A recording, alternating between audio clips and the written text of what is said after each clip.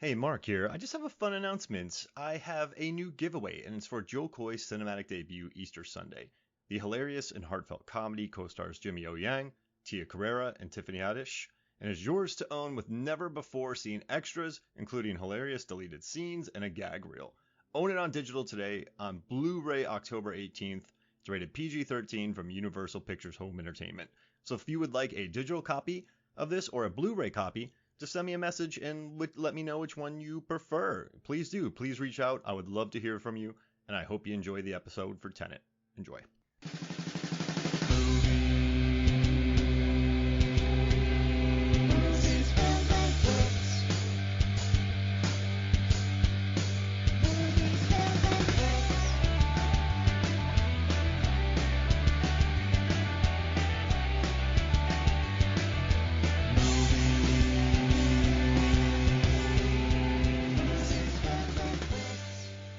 Hello and welcome to Movies, Films, and Flicks. I am Mark Hoffmeyer, and joining me is a man that's currently doing some chin-ups from outside a backwards moving boat.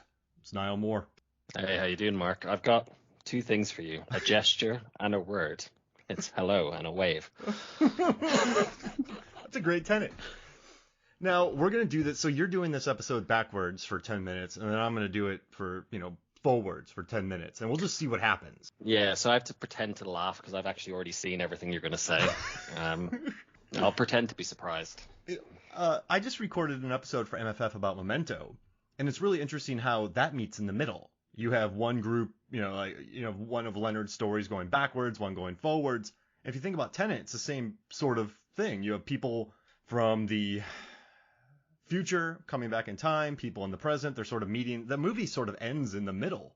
Well, yeah, that's the thing. Like, that's what Nick says. Like Robert Pattinson's character, he, says to the protagonist, "Hey, you've only gone one way. Now you have to go the other way." So he's in the middle. Like, yeah, I love Neil, man. There's theories that Neil is the son of Sator. Yeah, he's Sator's son and Kat's son, but they talked about the inversion time, and that would just take way too long, so the time doesn't really quite match up. But it's still... Well, in theory, inversion time. So he could travel, he could invert, though you get so bored, right? If you're trying to invert for like 20 years. Yeah. What would you be doing? It's like, yeah, I'm just living backwards in my container on this container ship. I can't go outside without an oxygen mask because I'll die. It seems like an awful lot of dedication and hardship to put a child through. You're gonna be just insane. For plot convenience. You're gonna be insane by the time you get out of that thing. I mean, I guess you could do it, but it would be a nightmare. You'd have to bring a lot of oxygen. Well, I guess if you're in a safe... Oh gosh.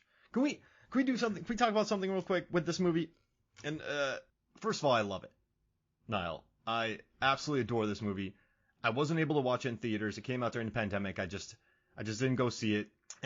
But I heard all the backlash about it. It's too confusing. You can't hear it, yada, yada, yada. So I guess I was primed to look out for several things when I went to go watch it. And when I watched this movie, I felt like...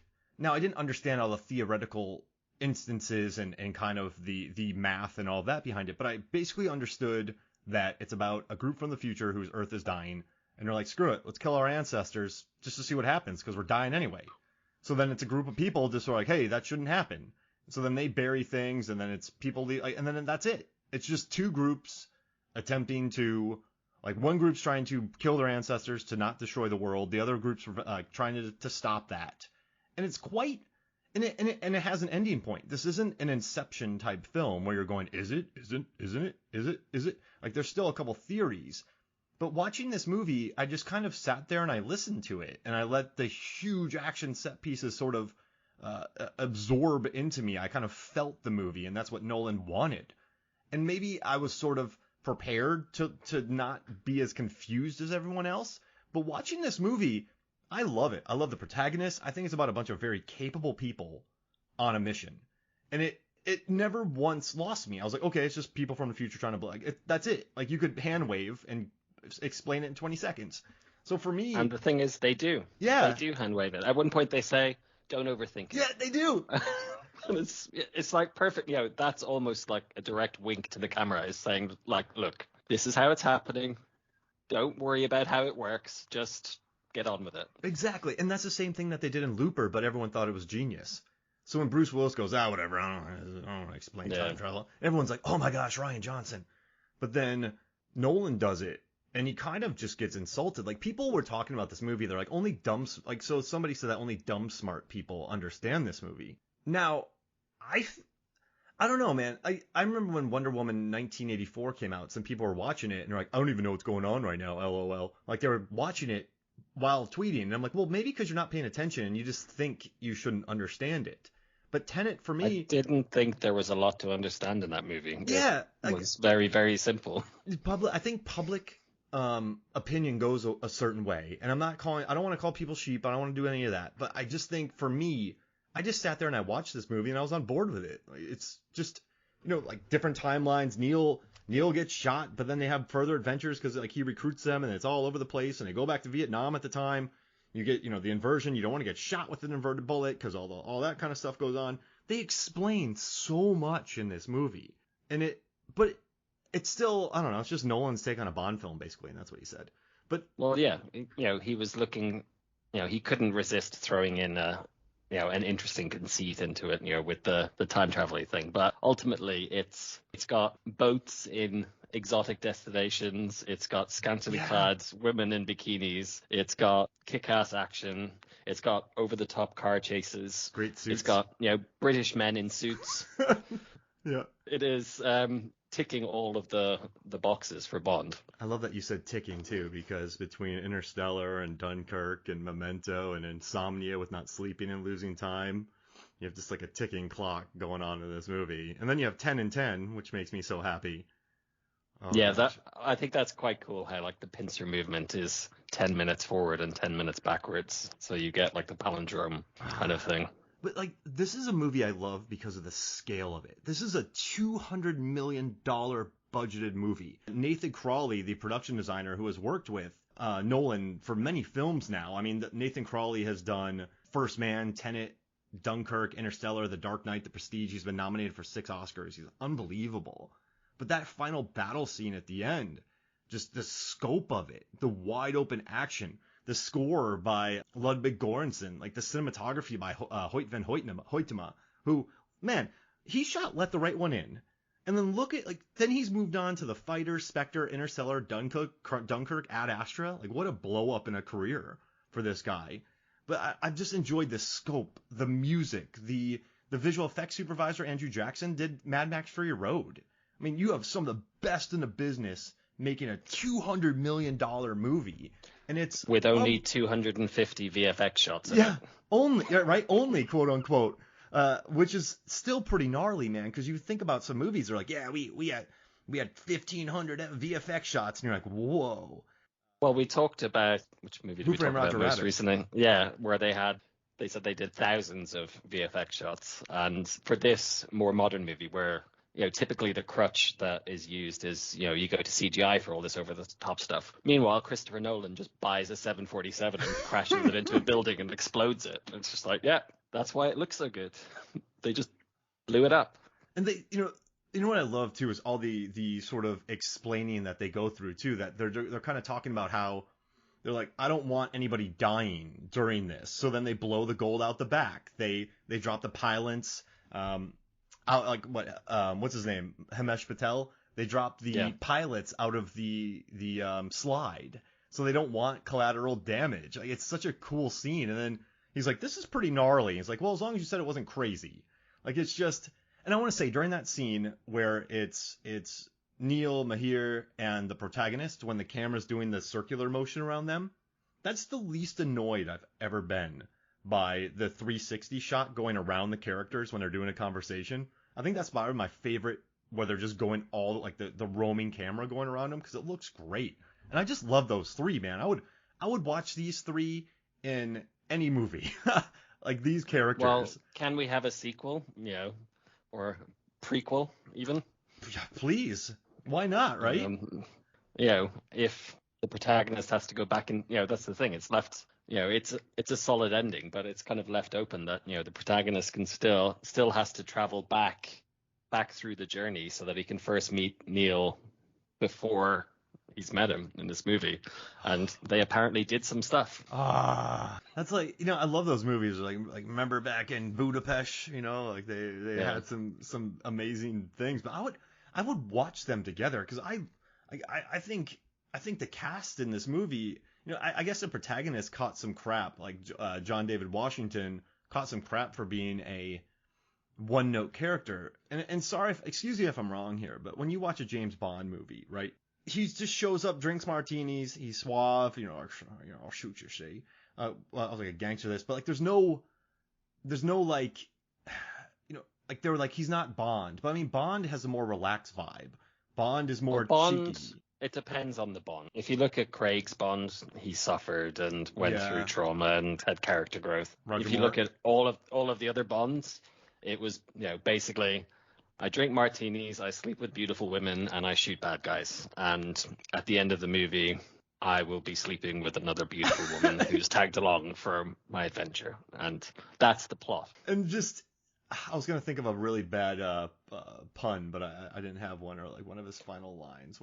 What's the one where on the life raft at the end and he cuts the boat and then he says something about, I can't even think about it. But you know what though? Like the protagonist doesn't have time for that, is why I like him. He's just, he got his mouth burnt from a fake cyanide capsule. They repair his mouth, and then they're like, hey, you got to go learn about this bullet. And then, hey, you got to get this Goya in a handbag, and then you got to bring it to this art dealer who's trapped with this billionaire because she sold him a fake. And then you have to somehow get into the good graces of this billionaire Russian, and you're going to give him a piece of the algorithm, but then you got to go get it back, but then you got to run a temporal pincer. Like, there's no time for martini, and he doesn't drink on the job. Whoa. That's true. And he prefers Diet Coke, much as he might protest. I love that scene, though, right? He just doesn't drink on the job. It's kind of I feel like it's sort of a homage to Bond. This protagonist does not have time for that. Like, there's no time for shenanigans. No. It's just all business. Oh, man, and I love him in this role. He's just so capable. He's just a capable dude running a capable mission he's doing bungee jumpable buildings and wow. Whose crazy idea was it that it's like, there's a tall building. I think the only way for us to get up there is to throw ourselves off a nearby building with what looks like a slingshot. They've gone to the Wile E. Coyote school of building entry. Yeah. It's just like, let's just slingshot ourselves at this and then bungee jump off it. Like, it's absolutely absurd, but it works. And they probably did it for real. Yeah, you know what? You go back through the videos. Oh, so hey, I just want to read you something real quick. So I watched all the behind-the-scenes videos, and I just want to tell you what the cast and crew had. Well, I pulled some quotes from all the behind-the-scenes videos. So, and these are some of the quotes. Incredibly demanding. Unquestionably a challenging thing. So many days of stop, let's talk about this. It was kind of stressful. Prep was really complicated. It's been a real problem. I'll enjoy it more when I see the movie.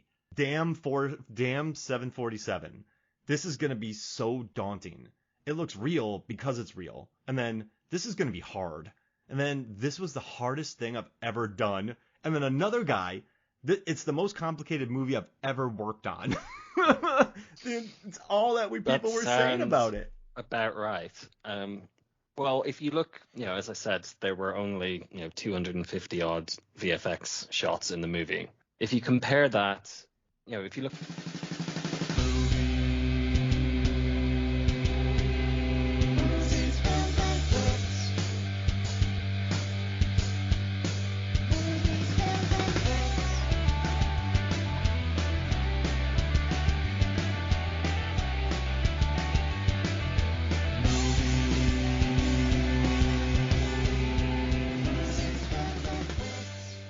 At all of the stunts that were in the movie. Like, there are a ridiculous amounts of cars flipping over and cars crashing into each other, and there's that whole freeway chase sequence where they've got the fire truck and the other truck doing a pincer on the algorithm, as it was. It wasn't plutonium. No, it's something worse. I do love that line when he goes, I need four large vehicles, but none of them the same. I need guns. Yeah. that and one of them has to be a fire truck. Yeah. And then, in some movies, it would just be like, okay, that's the entire movie. So, Niall, you and I are in a movie, and the protagonist comes to us. Hey, guys, I need 4 heavy vehicles. I need a fast car that doesn't look fast, and I need a gun that can do some heavy damage. That would be an entire movie for you and I, acquiring those 4 things. But they just skip ahead, and they get them. Like, this movie, like, I love it, too. And this movie's silly, because they don't explain that. Okay, you got it. Hey, it's bungee jumpable. Okay, we can do it. I'm gonna go back in time. I'm gonna get this oxygen mask, and then I'm gonna blow up, and I'm gonna get frozen. I'm gonna get hypothermia. Like, it's a silly movie, right?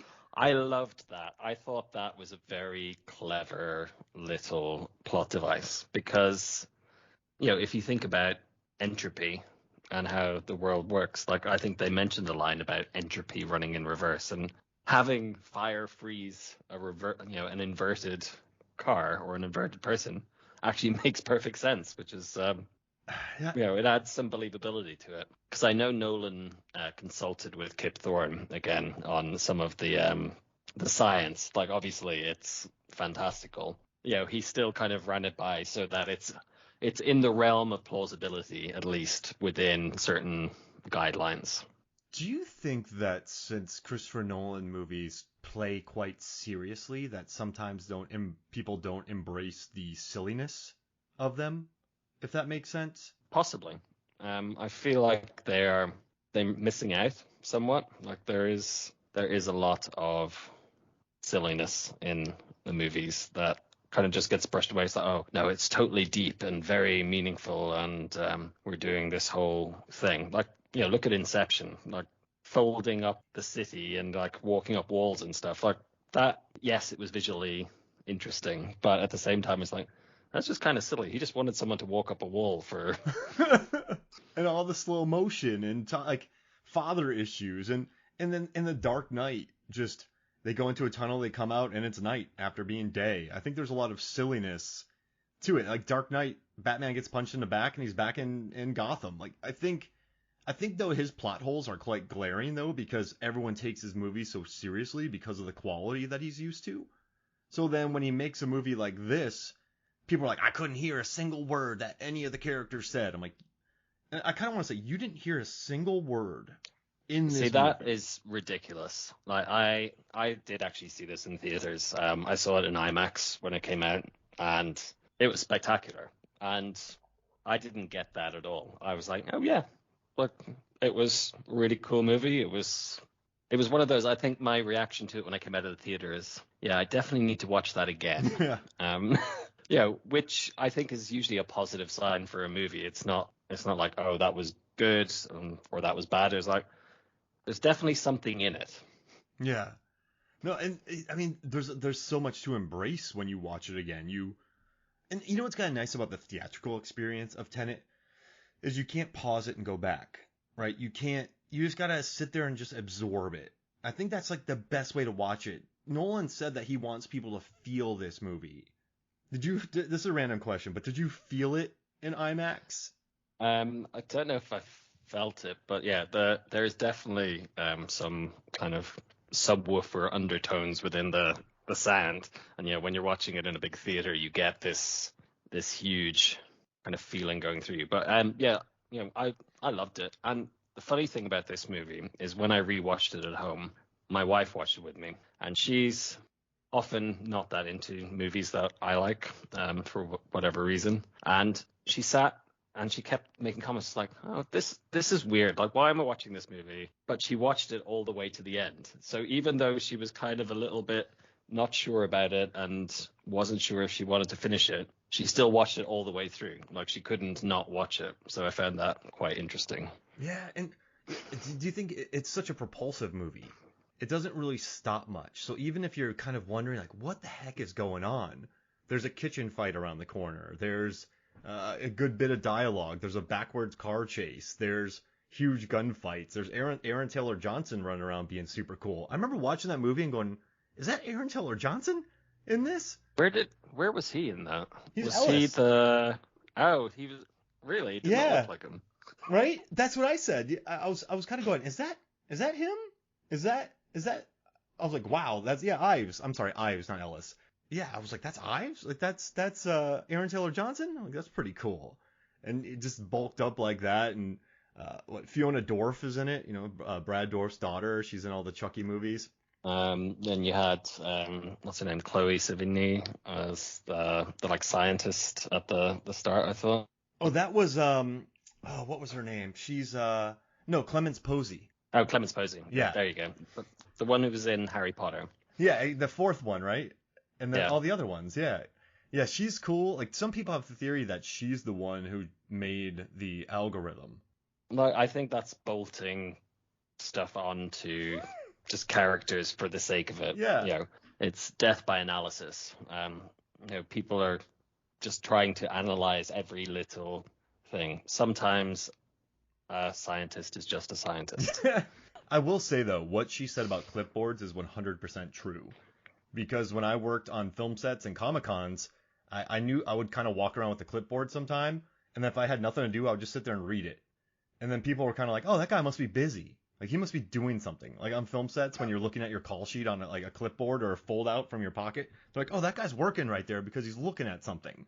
So yeah, you could totally sneak into a place with a clipboard because people. Well, it's like 30 Rock. Like Matt Damon plays a pilot in one of the seasons of 30 Rock, and he just says it's like, yeah, you just walk quickly in a pilot's uniform, and you can pretty much just get in anywhere.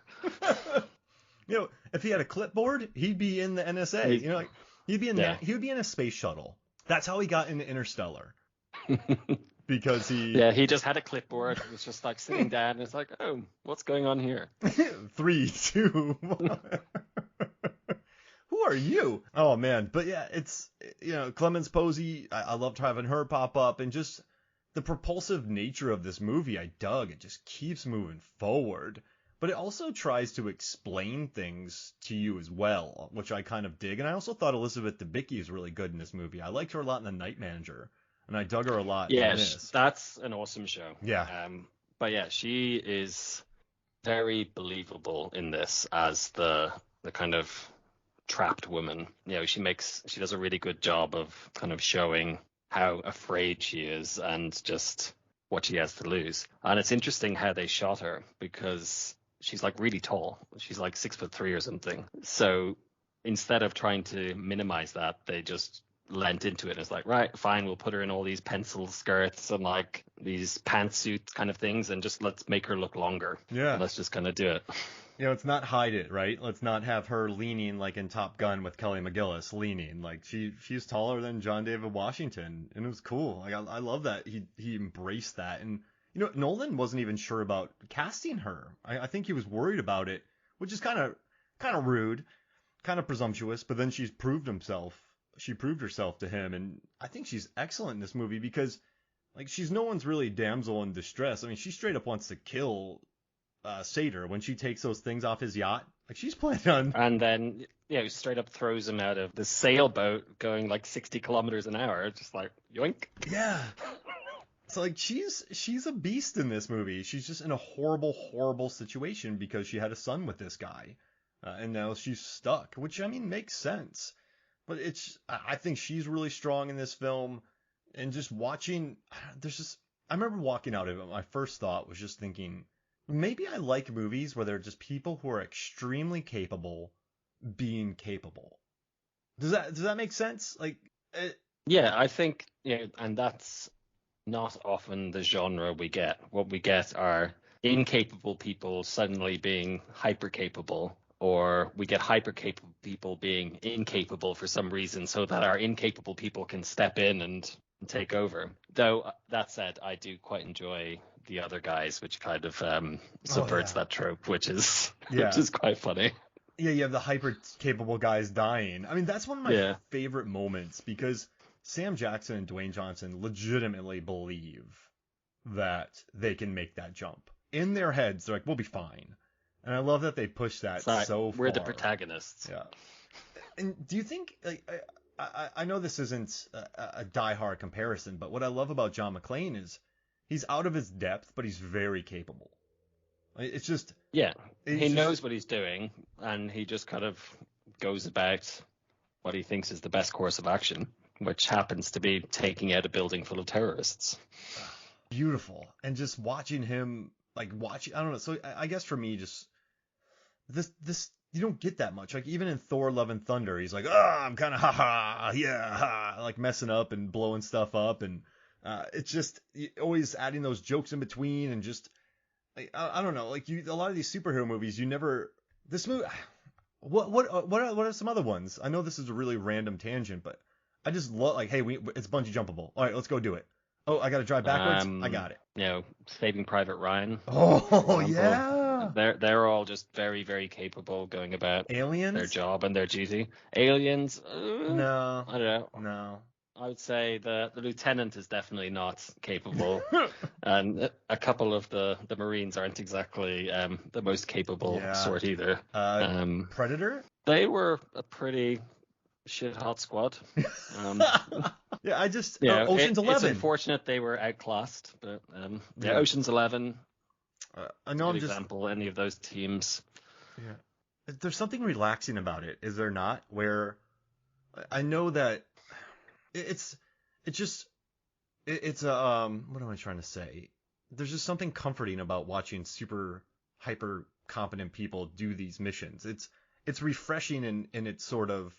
There's not a lot of blunders. There's not a lot of it. It's just moving forward. Or Apollo 13 is another good example. Like, it's just like, okay, here are some super competent people. Something's gone catastrophically wrong, and they're just working to fix it.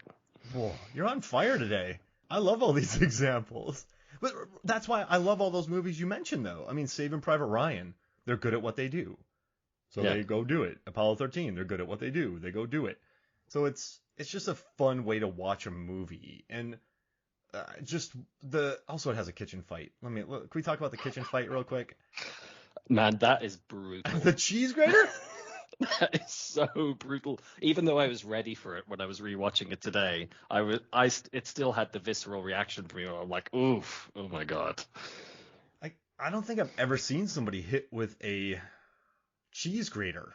And then grated. Oh man! And he's slamming heads through windows, and he's just punching. You know what's interesting about this movie is I feel like it's still a movie, but the punches have weight in this film. You know when he gets hit by Volkov when he's spying on the gold scene? He's like, I was curious. Yeah. He's like, you're not gonna put my balls down my throat, so I choked to death trying to pull my balls out of my mouth. But like when he gets hit, he's bloody. In this kitchen fight, it's not 47 blows. Like I feel like the punches have some weight in this as well. Yeah, it's not like one of those things where you see it so often in movies. It's like the protagonist and the antagonist will trade blows and punch each other 50 times each in the head before one of them goes down. No blocking, nobody's ever heard of a guard, nobody's ever heard of ducking even. It's just let's just punch each other in the face really hard and we'll take it because we're strong. Ask Mike Tyson what happens when you get punched in the face. It's Yeah. I love how fast and efficient these are, and I think my favorite line in the movie is like, I ordered my hot sauce an hour ago. That was an improv on set, and he made Nolan laugh, which makes me happy after doing the research on this. But yeah, just seeing that kitchen fight and how brutally efficient it is, and watching the cheese grater, and that's what I love about Nolan. In Memento, you have the chase scene, but he's like, who am I chasing him or is he chasing me? Like that's a really wonderful take on a chase scene. And then Prestige, you just sort of have, I mean, it's just really clever. Well, you have a twist hidden in plain sight, essentially, for the entire movie, and they've even spelled it out to you multiple times, and it's still, at least for me, it still hit the first time. I was like, wow, I did not see that, even though it was right in front of me. Yeah, and that's what I love about him. And he's like, I'm gonna do this chase scene. I'm gonna do another hallway fight, but backwards. I'm gonna do a hallway fight in Inception, but it's in a Nightmare on Elm Street spinning room. We are going to do, like I just love how he isn't afraid to sort of add a twist on existing action scenes where he wants you to come in and see something interesting. Like the cheese grater in the kitchen fight, the hallway, the fight with the protagonist, that's backwards. It's protagonist versus protagonist.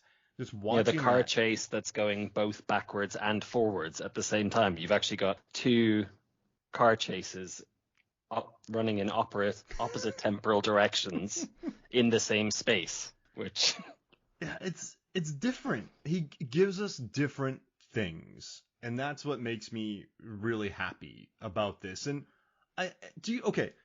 I guess let's get real. I think I'm a little too defensive over this movie because I think it's a big blockbuster that's different and exciting and almost handmade, even though it's $200 million. It's different, it's handmade, it's wonderful. But then there's a lot of people who don't like this movie, and they're like, I don't understand it. I don't like the concept. I don't like this. I don't understand this. The mix was bad. So do you think that Nolan might have missed making this movie? Do you think the whole idea of it was like too much? Like, I want to make a Bond movie with a Bond villain, but it's going to be insane. Like, it's going to be, and even Bond movies, he has very helpable helpers around the world, like people who help him out. So it's like he made a Bond movie with all this timey-wimey stuff, loaded it with like big score, big ideas. Is that the right execution for a movie like this? Well, I think if you just take out the timey-wimey aspect for a minute and, even just look at one through points, like the heist for the, like taking this, the part of the algorithm, like that whole sequence is fantastic. You've got like this like really well-oiled machine. They come in, they like do a pincer movement on this armored convoy. They get in, they get the item, they get out, they're escaping, and then the bad guy comes in. Obviously he was inverted, but we don't know that at the time. We're just like, I remember seeing it in the theaters and being like, why has he got an oxygen mask on? Is he ill or something? Because we hadn't got that piece of information yet.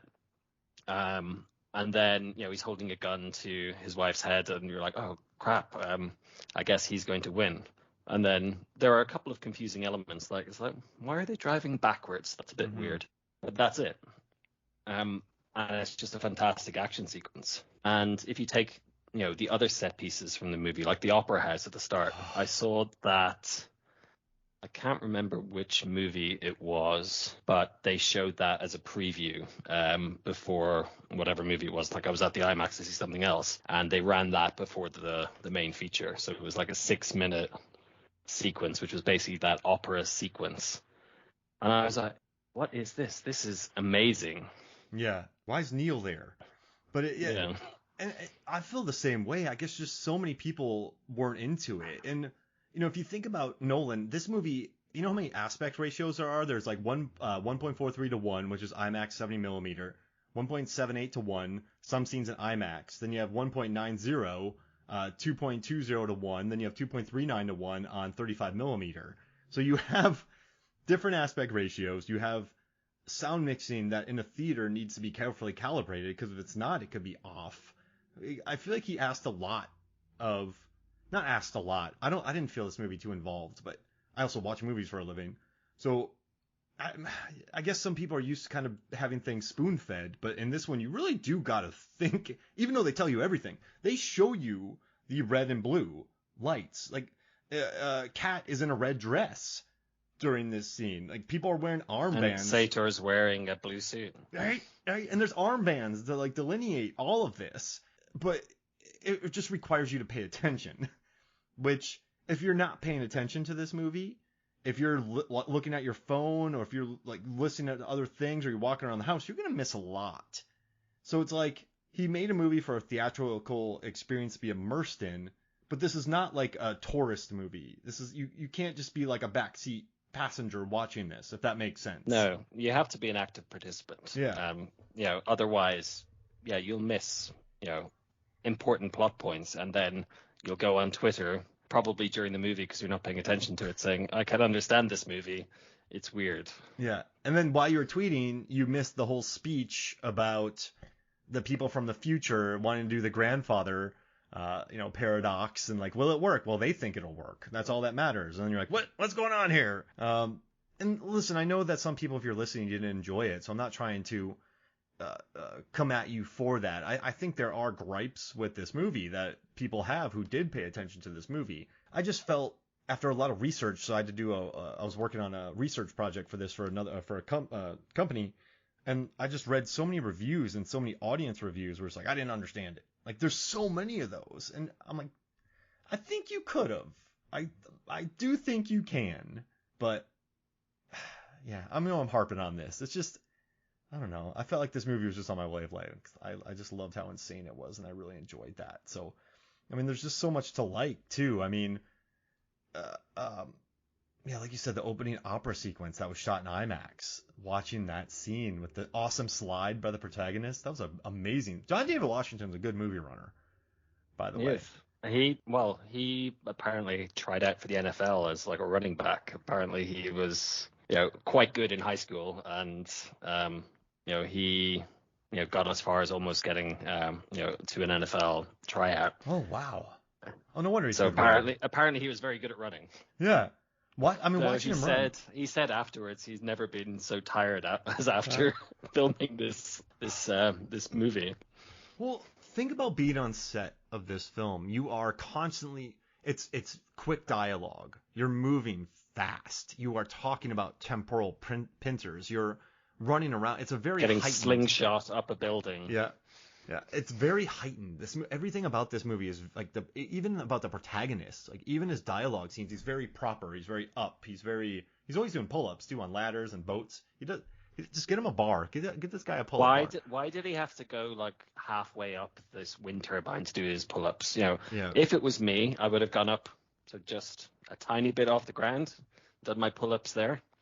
But he climbed halfway up this ladder, and then it's like, oh, this looks like a great spot for pull-ups. Yeah. Right, I'm doing it. Does it? So for me, this is what I'm thinking. It adds a danger to it. It adds, I don't know, an unnecessary danger.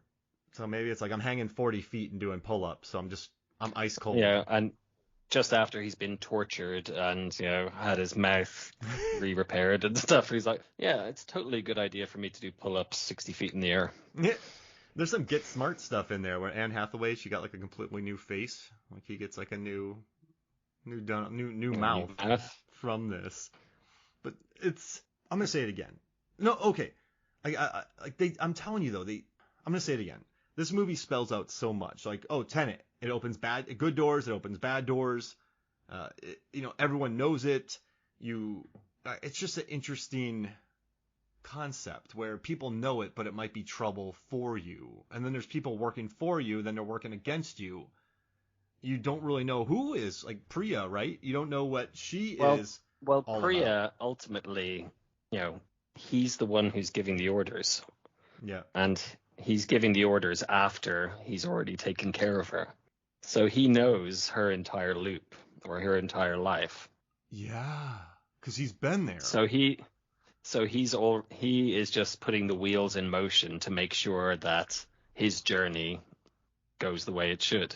So he's like, right, we need to push him towards Priya so that this happens. We know she's going to betray, but that's fine because we dealt with that. Oh, I love it. No, that's I've watched this movie 4 times now, and you just sort of you know what I like about it is you could watch it you could pay attention to it and get it on a surface level, but then you could really go in depth with the timelines and figure out where and what and when is this pincer, when is that, when are they doing this, when they do that. It's kind of cool. You can absorb it on the surface level, and then you can also go back and watch it a lot. I love that about it. I like to think that Niall actually went off and like did his own thing for like 20 years and then pincered back to like sort out this lock. Oh yeah, because that lock, I love this lock. Yeah, and he gets up and then he gets shot. So Neil, like he's like, can we change something? Nah, I'm good. Like he's a company man, Neil, for sure. Yeah, so he knows he dies in there. Yeah. But the thing is, he doesn't have to come to there from where he is at the end of the movie. He could always continue going forward for 6 months, for example, and then reverse himself to go back and still go back to the same point and still be there. Mm-hmm. It kind of comes back to what I've said. It's like, okay, we can we all have to kill ourselves because we know this, but it's up to you when, you know. Yeah. Our job is So to he fail. could just kind of go, he could just kind of go and, live his life for a little bit and then be like, okay, I've really got something to do. 6 months in the past. I'm out. Yeah, kick it in Vietnam on the beach for 6 months and then just go back in time to go figure that out. Yeah, there are some interesting things you could do though. Like you can do like some real life Groundhog Day kind of thing. It's like, right, I'm gonna go and relive the same day again, except there will be 2 of him in the timeline at that point now. So you could basically have a multiplicity kind of thing where you could have 10 of yourself spread around the world doing different things. Oh, man, It'd be the perfect crime. It's a Stephen King novel. Well, it's the perfect alibi, right? Yeah. Yeah, you could basically arrange so that you're actually talking to the guy who's going to be investigating your crime at the time the crime is committed. And then they'll be like, we've got this guy on video doing this crime. And it's like, that's impossible. I was sat talking to him in my office at the time the crime was committed. You could drive people mad. Yeah. There's a lot of scope for abuse. Yeah. I just hope you can't send past you to the present and then back to the past, or then you'll get that one Michael Keaton clone. That could be trouble. Yeah, you don't want that. But Nolan said that when he made this, that he wanted to take moviegoers' expectations of the spy genre and shatter them. It's a film of great ambition and great skill that takes a genre, namely a spy film, and tries to take it into some new territory, and tries to take audiences on a ride they might not have had before and might not be expecting. I didn't expect It's definitely unexpected. Yeah. It is definitely unexpected. Do you think audiences deal well with the unexpected? No. No. And that's why sequels do so well. That's why Transformers keeps grossing $1 billion. I mean, that's why, the latest Jurassic Park, I haven't seen it, but I've heard it's basically ticking boxes and being like, okay, Jeff Goldblum, dinosaurs. It's fun. There's problems. There's a swimming chicken dinosaur, and there is a motorcycle chase in Malta. That's insane. The movie knows it's crazy. That's why I like it, the new Jurassic World. It's ticking all the boxes, but there's a Freddy Krueger dinosaur. It's it knows it's the 6th film in a franchise that has gotten progressively silly. And it just sort of basks in that, which is kind of nice. So I kind of dig it. But yeah, no, it's Jurassic Park. It's all of them blended into one doing that. But I guess you're right, but that's the problem. I have a question now. Like, you're making a $200 million movie that is going to like, Nolan's the only. Who else could do this? Make a $200 million movie that's going to shatter audiences' expectations. Who has the power? I don't think Spielberg has that power anymore. Not anymore. No, I think he's lost what he had. Fincher's not in that world anymore. The Russos, no one will get. No, unless it's a Marvel movie. Like, there's nobody on this planet. Denis Villeneuve. Oh yeah, all right, yeah, Denis Villeneuve. Taika, maybe. Maybe. Yeah, because he's getting the Star Wars movie. That will be mad. Yeah. Taika Star Wars. I'm just sign me up for that. Yeah. I think that would be brilliant. I'm there. But yeah, I mean, it's but I guess I don't know. I just think that sometimes I wonder if it was the best idea to make a $200 million movie that destroys expectations. But I also adore this movie. So I wish he didn't do anything different. But I know if he would have made it more Bondian, more straightforward, it probably would have made. I mean, during the pandemic, this movie made bank. It made $350 million, I believe. Which, given that you couldn't even go to theaters for most of its run, I think that's quite a decent haul. Yeah, it's huge. And but even people were like, it's a dud. I'm like, no. In 2020 terms, this movie was about as close to a blockbuster as you were gonna get. But what's crazy though is it has the lowest. All right, so right now Tenet has the lowest critical score, 70%. So Nolan's never made a quote unquote. So it's still fresh. Yeah. He's never made a rotten movie, but it's the lowest at 70, and it has the lowest audience score at 76. So it's not like sometimes when audiences hate movies like Mother, directed by Darren Aronofsky, those types of films like that, or maybe like a Hereditary or Midsummer, they get a 27 audience score, right? Audiences just go, I don't know what this is. I hate it. F cinema score. So people clearly went online and rated this movie well. I mean, 76 is not a terrible audience score. And then also on IMDb, The score is, hey, computer, move faster. 7.3. That's good for IMDb. Which, is, again, very, very decent. Yeah. And I think that is where a lot of the problems you see online come from. People have such high expectations when it comes to a Christopher Nolan film. Yeah. They're thinking it's going to be another Dark Knight, it's going to be another Inception. Mm-hmm. And the bar is very, very, very high when it comes to him. But this movie, it was fun. Yeah. It was full of, the action sequences are awesome. Doesn't take itself too seriously. It even tells you not to worry about the mechanics of time travel. I liked it. And, as you've seen, seems like, a 76% audience score. People generally did like it. But there's the vocal minority who didn't, who are louder. Yeah. So it is a very vocal minority. So I'm kind of harping on it when largely people liked it. But like so many different, I'm telling you, man, I found so many big articles about this. Like, but I also think that's unfair because I think expectations can really wreck certain things. Like I've talked about this in the past. We talked about this on our Lost World episode where Jurassic Park comes out. That's one of the greatest movies ever made, right? Crowd pleasing, VFX, everything. And then people watch Lost World and they're like, well, it's not as good as Jurassic Park. But well, that's right. So what is? So then you're like, that's not as good as Dark Knight. I mean, Dark Knight was we were in Korea when that came out, and that was a absolute trend-setting, global, transcendent blockbuster. Yeah, I think I saw it like 3 times in the theaters. It was just spectacular. Gigantic movie. Then you had, all the rest of those movies made a ton of money. I mean, Inception was a blockbuster movie. Interstellar made almost $800 million. So I guess it's kind of like, I kind of look at like, this is a weird thing. I don't know how you look at it, but like I look at it in baseball terms. Like if you're great at baseball, you hit a 400. So if you're hitting 400 in baseball, you're going to stay on that team. You might even get the All-Star game. So with directors, and this movie's a double. Like this is I wouldn't say it's a home run. Maybe I would. No, it's a double. But like that's still good. It's not a home run, but people are complaining about a double, if that makes sense, which is still good. Like, but you're not going to hit those heights of Dark Knight. You're not going to hit the heights of Memento because that came out of nowhere. So I don't know.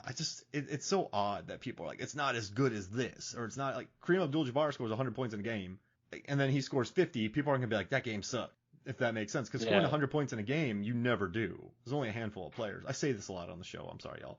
But I don't know. I just wish people would have enjoyed this more. I think people would have if they'd been able to experience it in the theaters more rather than seeing it, in a smaller context. I think if it had got a full theatrical run, I think people would have, potentially even gone back to see it more than once in the theater and appreciated it. I think it was a little bit hamstrung by the pandemic. Oh yeah, big time. I mean, I didn't want to go out at all. I didn't want to go to the theater. I guess I didn't do it. I was delighted because it was basically the first time the theater had been open for a year, and it was like opening this week. Tenet. I'm like, right, I'm in. Done. Man, that would have been cool to watch. But I bought it as soon as it came out. And I was still, but we made a night of it. We turned off the lights, got ready, and just like sat in it, and that was kind of perfect. And I have a quick question for you. Let's do something fun. Let's try to put together like a capable person squad, and the capable person squad of cinema. So we are we're putting on a mission, right? And we need capable people for our mission. And so we need to bring in 6 people. You pick 3, I pick 3. Men, women. Right. So I'll let who do you think should be first pick? Yeah, you got to go for the OG of sci-fi, Miss Ellen Ripley. Oh. She is super capable. Just a little bit, right? Oh man, that's a great pick. This is gonna be really weird, but I'm gonna take Cam from Ambulance, played by Isa Gonzalez, because she's Oh, interesting. Have you seen that movie? No. Oh, bad. We watched it again, and I've watched it a few times, and I think the third time I watched it, we were blasting through it, and I was like, all right, we got to pause it real quick, and we were 45 minutes in already. Like, I was like, wait, where did that go? Where did these minutes go? But she's on the ambulance and just like super, what's the word? Just gets the job done. Uses a hair clip to block like an artery that's spewing blood. There's a lot of body horror in it. But I'm going to go with an offbeat choice. I'm going to take Cam from Ambulance. Interesting. I'm just trying to think of some kind of offbeat. One that I'm kind of thinking of doing, something we've brought up quite a lot in the past is Tommy Lee Jones' character in Volcano. Mike Rourke. Yeah. He seems to be the only one who's actually competent in the face of a volcano in downtown LA. Oh, that's it. We need Norbert here to do that. Listen to our Armageddon episode. Do the voice. Yeah, do the voice. I think I got one. I think I have a good one for you that I think you might like. I'm not sure if you've seen this movie. I hope you've seen this movie, but when I do say this name, I think you're gonna like it. I'm gonna take Ray from The Gentleman, played by Charlie Hunnam. Oh, nice. Yeah. That's a good movie. I enjoyed that. Very good movie. And that guy, if you have a right-hand man, that's who you want. Like, you want Ray. So right now we have Ellen Ripley, we have Cam from Ambulance, we have Tommy Lee Jones, and we have Charlie Hunnam. All right. So then who else do we got? I think you gotta look like what movies did we bring up? See, you can't really go for either of Saving Private Ryan or Apollo 13 because I don't think they count because they're based on like real-ish events. Yeah. Well, Saving Private Ryan not, but Apollo 13 certainly. It's dramatization. You could look at one of the Ocean's crew. Who do we want from there? But who would be the most useful? You could have Brad Pitt in the corner eating apples. What about Don Cheadle? He does outfits. He does. Or the amazing Yin, like the contortionist. Actually, we don't have any of them. We don't have any super athletic people, do we? Yeah, I don't think so. We could stuff them in a box and send them somewhere. So is that who we're gonna go with? Yeah, let's go with the amazing Yin. Oh, that's awesome. That's fun. All right. So then we have one more left. So I have to. Okay, we have one more. So do you remember what movies did we talk about? Have we talked about? All right. So we need incredibly capable characters who just get stuff done. You don't have Third generation driller, maybe. Like you. Wait, what's that from? Third gen. Let's see. So we need from Armageddon. Oh my gosh. Bruce Will. Oh, I'm a third generation driller. We need us up there to take care of this thing. You know what? I'm gonna take what's her name from the movie? I got a good one.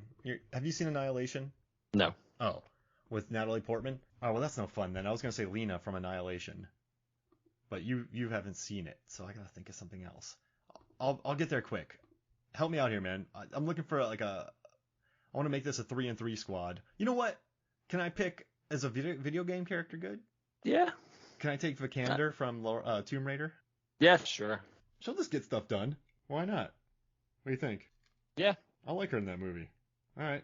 So we have Ellen Ripley, Cam, Tommy Lee Jones. I know he's Mike, but I'm just calling him Tom. Ray, Yin, and Laura Croft. Is that cheating? I don't care. I like it. Let's see. What about wait.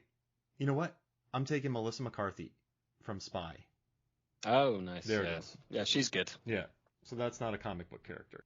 She's really good at. All right. I like our squad. That's fun. That's a good one. So how about this? Let's take a quick break and then we'll get our final thoughts. How's that sound? Yep. Sounds good. Welcome back to Movies, Films, and Flicks. And we can't get out of here without discussing the suits in this movie where, the protagonist, the costume designer talked about how he has perfectly tailored suits, but then you have Pats with his scarves and kind of loose-fitting clothes, and just different types of dressed people throughout this movie. So what were your favorite suits or looks? I know you have a bunch of notes. So there were quite a few that were, like the protagonist practically changed suit every scene. He was just, like a clothes horse. It was almost like a model. It's like, and here's the latest one from our collection, this purple number. So I think that was actually the coolest look that he wears to the the dinner with Sator, where he gets the lovely nice threat of having his throat cut and his balls shoved down his neck while wearing this lovely purple number. He's looking very sharp. Looks very good. Hey, have you ever been to the opera? I have not. That saves his life. I love it. I haven't either. Yeah, that's a legit suit, and it's a good threat. Yeah, it is. It does not sound like a pleasant way to die. No, it sounds horrible. Yeah. All right, what's your next one? The next one is the one that Niall was wearing when he went to case the Oslo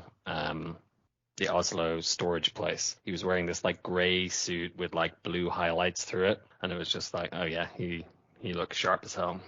Oh yeah, I'm looking at it right now. He's a heck of an actor, isn't he? He is. Yeah, he has done well to kind of distance himself from the Harry Potter Twilight kind of thing, and has just gone and done some really interesting roles. Yeah, Good Time. He's so good in High Life, The Rover. Yeah. Dude's a beast. What's your next suit? Then I would say the navy suit that the protagonists wore when they were raiding the storage place in Oslo. He had a navy suit with pinstripes with like a little gray like flower in the lapel. It was pretty cool. Oh heck yeah! I like the one when he first meets Arpats at the hotel when he's having a drink, kind of like a lavender. What color would you say that is? Grayish? Yeah, grayish lilac. Oh, there we go. I'd wear that. I don't know if I'd look as good, but I'm not as trim. I'm not sure about some of the is a suit the best thing for some of the scenes that the protagonist has to go through. When he goes to the kitchen scene, he's wearing, I think it was a 3-piece suit. Mm. I'm like, is that the most conducive for fighting? Wearing 3-piece, like, would the waistcoat not constrain you somewhat? That's a good point. I mean, you should probably just show up in a like, what is it, like a jogging uniform? What do you call it? A tracksuit.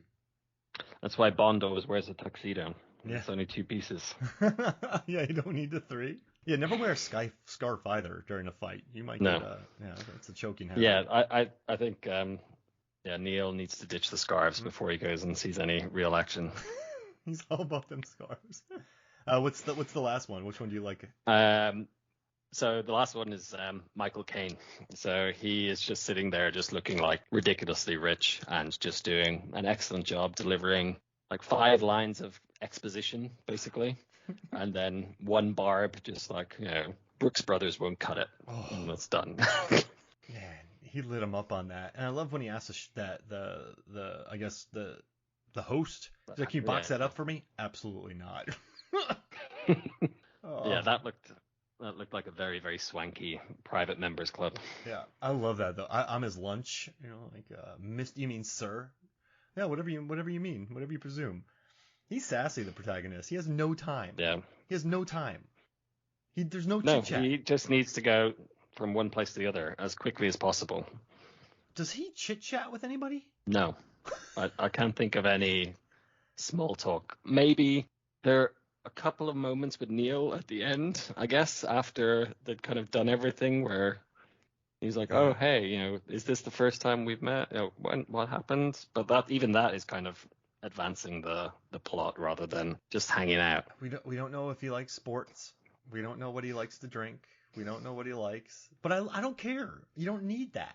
In in Predator, we don't know anything they love. I'm assuming knives and big guns. And grease. And arm wrestling handshakes. There's a camera around here. Our biceps got to look amazing. Oh, man. No, but listen, man, I'm just so happy that you suggested this movie because I loved going through it again. I have an insane amount of notes that we're not using, but I love just capable people being capable. And it's so pleasant. It's a very good example of it. It's just capable people doing capable things and some great action. Man, cars going like this. It's different. He made something different. Like, why? I gotta get over myself because this made money.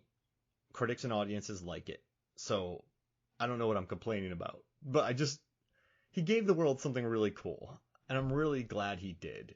And I think just the name Nolan carries so much weight. People are a little bit annoyed by it. But, like, I love Wes Anderson. But Wes Anderson, I feel like, has become more Wes Anderson over the years. I still feel like Nolan's out there. Nolan does have his time, his themes of time. He loves Bond. He loves the movie Heat, as you can see in Dark Knight.